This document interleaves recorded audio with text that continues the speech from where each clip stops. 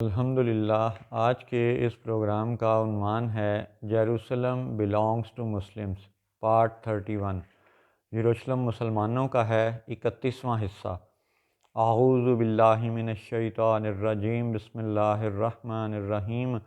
الصلاۃ والسلام علیک یا سیدی یا رسول اللہ وعلی ازواجک و اصحابک و آلک یا سیدی یا حبیب اللہ۔ الحمدللہ لاہور شہر میں آج یوم الاثنین 24 رجب 1445 ہجری اور بروز پیر 5 فروری 2024 عیسوی کا دن ہے۔ یاد رہے کہ پچھلے پروگرام میں سورۃ النساء کی کچھ آیات تلاوت کی گئیں جن میں کہ حضرت ابراہیم علیہ السلام کی آل کو عطا کیے گئے ملک عظیم کا بیان تھا۔ تو آج انہی آیات کو مزید ایک اور زاویے سے تھوڑا سا دیکھتے ہیں۔ تھوڑا سا یاد دہانی کہ سورۃ النساء کی آیت نمبر 46 سے یہ بات شروع ہوتی ہے، من الذین ہادوا یحرفون الکلمہ، یعنی کلام بدلنے والے یہودیوں کا ذکر ہے۔ پھر اسی آیت میں فرمایا گیا ولاکن لعنہم اللہ بکفرہم، یعنی ان کے کفر کی وجہ سے ان پر لعنت کا بیان ہے، کلام بدلنے والے یہودیوں پر۔ پھر آگے مزید 47 نمبر آیت میں او نلعنہم کما لعنا اصحاب السبت، سبت والوں میں سے کچھ ایسے بھی تھے جن پر لعنت ڈالی گئی ہے۔ پھر آیت نمبر 52 میں اولئک الذین لعنہم اللہ ومن یلعن اللہ فلن تجد لہ نصیرا، آیت نمبر 52 میں بھی لعنت کا بیان ہے انہی کے لیے جو کلام بدلنے والے یہودی ہیں۔ ٹھیک ہے۔ پھر آگے 53 نمبر آیت میں فرمایا گیا ام لہم نصیب من الملک، کیا ان کا ملک میں کوئی حصہ ہے؟ گویا کہ نہیں ہے۔ فَإِذًا لَا يُؤْتُونَ النَّاسَ نَكِيرًا، اگر ایسا ہو تو لوگوں کو تل بھر نہ دیں، ذرا بھی جگہ نہ دیں۔ پھر آگے آیت نمبر 54 میں یہ بیان ہے ام یحسدون الناس علی ما آتاہم اللہ من فضلہ فقد آتینا آل ابراہیم الکتاب والحکمت وآتیناہم ملکا عظیما، یا لوگوں سے حسد کرتے ہیں اس پر جو اللہ نے انہیں اپنے فضل سے دیا، تو ہم نے تو ابراہیم کی اولاد کو، آل کو کتاب اور حکمت عطا فرمائی اور انہیں بڑا ملک دیا۔ اب یہاں پہ پہلے تو حسد کی بات کو آپ دیکھیں کہ پچھلی چند آیات سے بیان چلتا آ رہا ہے ان کلام بدلنے والے یہودیوں کا جن پر لعنت کا اظہار کیا گیا۔ پھر 53 نمبر آیت میں پوچھا گیا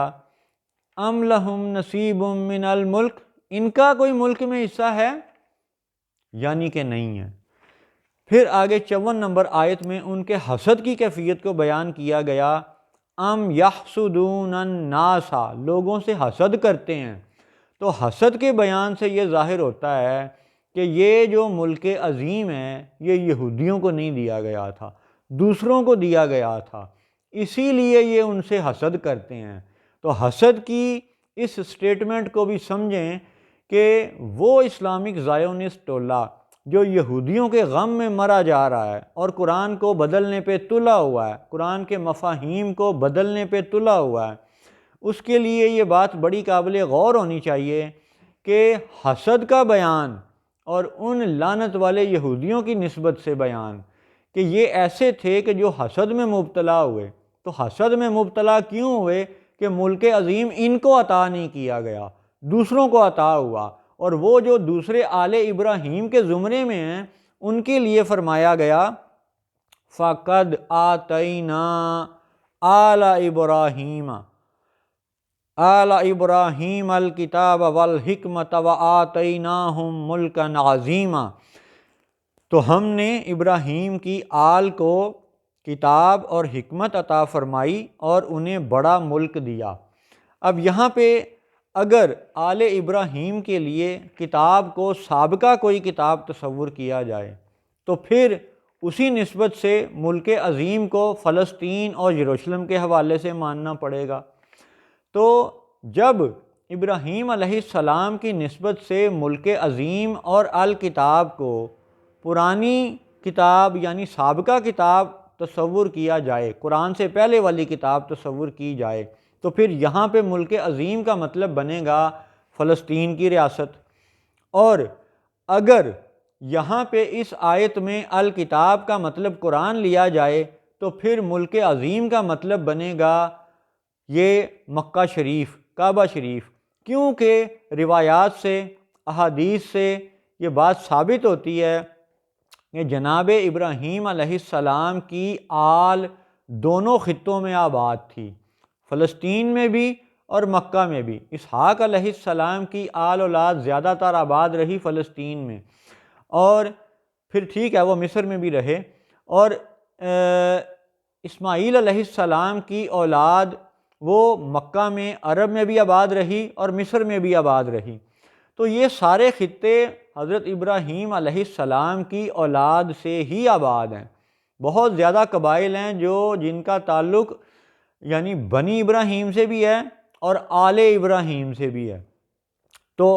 جب ابراہیم علیہ السلام دونوں قبلوں کو آباد کرنے والے ہیں، مسجد الاقصی شریف کو بھی اور کعبہ شریف کو بھی، کعبہ کی تعمیر نو کرنے والے بھی ابراہیم علیہ السلام ہیں،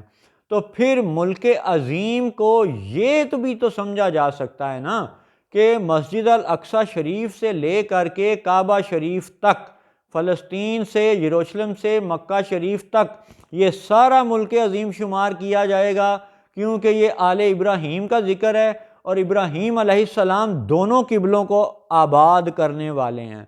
انہی کی اولادوں نے انہی کے تعاون سے دونوں قبلے آباد کیے تھے۔ تو لہٰذا ملک عظیم کی تشریح و تعویل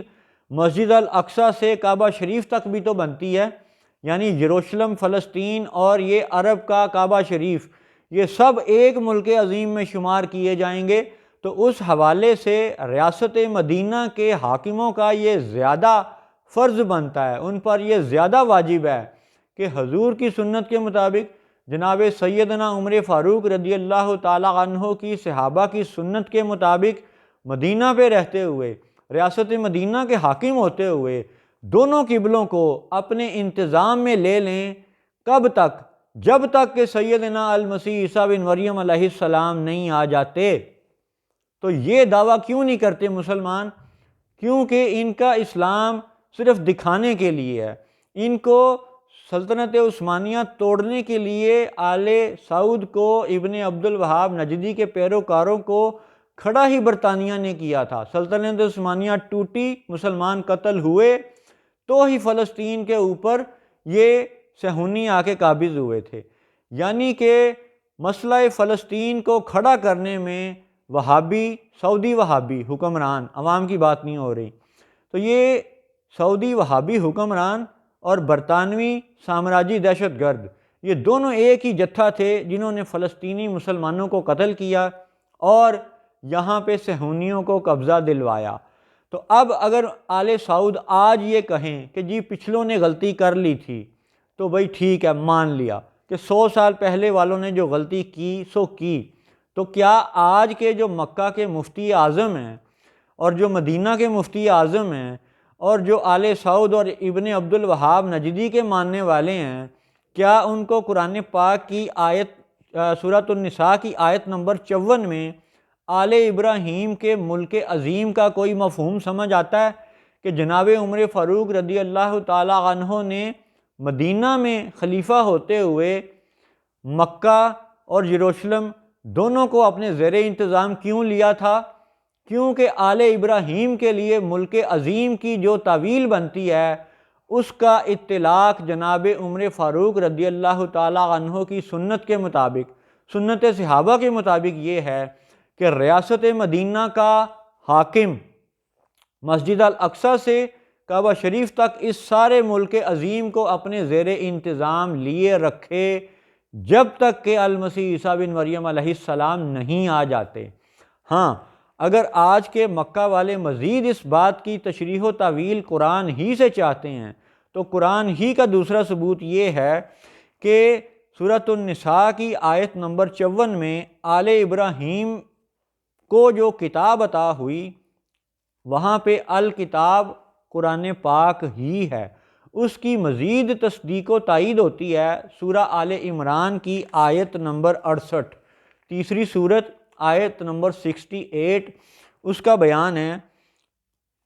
اعوذ باللہ من الشیطان الرجیم، ان اول الناس بابراہیم للذین اتبعوہ وہذا النبی والذین آمنوا واللہ ولی المؤمنین۔ بے شک سب لوگوں سے ابراہیم کے زیادہ حقدار وہ تھے جو ان کے پیرو ہوئے، اور یہ نبی صلی اللہ علیہ وسلم اور ایمان والے، اور قسم ہے کہ اللہ مومنین کا ولی ہے، دوست ہے۔ تو یہ سورہ آل عمران کی آیت نمبر 68 انتہائی اہم دلیل ہے، ثبوت ہے، جو سورۃ النساء کی آیت نمبر 54 کی مزید تائید کرتی ہے کہ ابراہیم علیہ السلام کے سب سے زیادہ جانشین، سب سے زیادہ حقیقی وارث اور سب سے زیادہ قرب والے وہ کون ہیں؟ وَهَذَا النَّبِيُّ صلی اللہ علیہ وسلم، یعنی محمد الرسول اللہ صلی اللہ علیہ وسلم ہی جناب ابراہیم کے